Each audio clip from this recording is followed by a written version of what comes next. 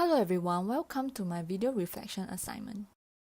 I am Zhi Qing and today I'm going to present my reflections on my experience in Fei Yue Early Intervention Program for Infants and Children, also known as EPIC. This is why I reflect. I will be presenting my reflections in a chronological order as shown.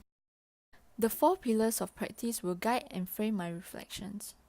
Firstly, my reflection on preparation for group intervention. The classroom is where building of professionalism in any healthcare profession starts. These 3 points you see here are the main guidelines I follow throughout this course. Firstly, Code 7 STEP provided me with the framework for presenting our ideas in the group protocol and how a group intervention can be carried out. As for leadership style, it helps a lot in my interaction with my clients. We were also taught to solve problems on the spot when the unexpected happens by taking into account of role people have in the group or which factors in PEO to reconsider in order to solve the problem. This is closely linked to the professional practice pillar as they guide me in the use of professional judgment, reasoning, and decision making, which makes up my skills as an OT student during the intervention later on. To apply my knowledge into real-life cases, I must first know who my clients are and what are the main objectives that we want to achieve in EPIC. This is my client group. You may pause the video to read through. Fei Yue's goal is to build gross motor skills of children. So working with the information we know about Fei Yue EPIC and integrating what is taught to us, the group protocol is formed. In my opinion, the group protocol is very significant.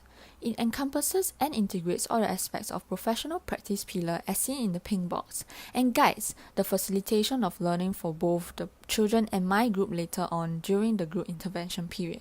As for the evidence research and development aspect, my group and I read some papers and found that children learn motor skills best through explicit instruction. Using this information, I taught the children gross motor movement by breaking them into describable steps during the group intervention sessions, which works really well. Moving on to what I had in mind just before the start of group intervention sessions.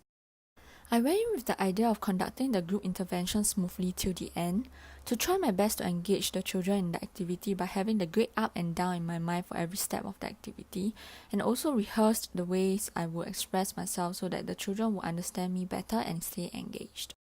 Moving on to some of my thoughts during intervention. One of the highlights is the first session. I led the first session, and since it was my first time working with children, in this case children with autism and developmental delays, I don't have a full picture on what to expect and can only rely on the group protocol. The feeling that so many different possible scenarios that can go wrong can be quite nerve-wracking, and on top of that, the fact that I am starting the first session. But I just went for it, and surprisingly, I was able to conduct the session with enthusiasm and engage most of the children. Also, since it is the first session, my group and I felt very nervous and tend to focus more on what if things go wrong. And when things went better than expected, I could not react and only thought of grading up the activity. I feel that this is an area where I can improve on. My group and I came up with a storyline after getting feedback from Prof. Karina. We guided them to imagine dangerous sharks and crocodiles that will bite them if they don't jump with their 2 feet. And I definitely felt that thanks to the storyline, they are fully engaged in the activity, making the activity more therapeutic and effective. I also learned that I should not immediately help the children to get to what I want them to achieve, as too much help will be equivalent to no therapeutic value. So I learned that we should facilitate and encourage them to complete the activity independently and give cues when needed. I also noted that even 1 to 2 children in the group can change the group dynamic by a lot. This made me realize that every individual indeed has an influence in the group. It is also important to take into account of children individually, even though it is a group intervention, since different children has different areas of gross motor skill to work on. We should also focus on the process and not just to reach the end of the session. After all, the ultimate aim is to help the child to gain the gross motor skill needed. Do pause here and read through. Moving on to my reflection after group intervention. These are my strengths and weaknesses. My weaknesses mainly lies in facilitation of learning for the children, which I think I can continue to improve through future opportunities in the PED sector. Do pause to read through. In conclusion, I have definitely learned a lot through this group intervention experience. These are my key learning points. Do pause to read through. Group intervention would not be possible without planning, so I would like to end off with this quote.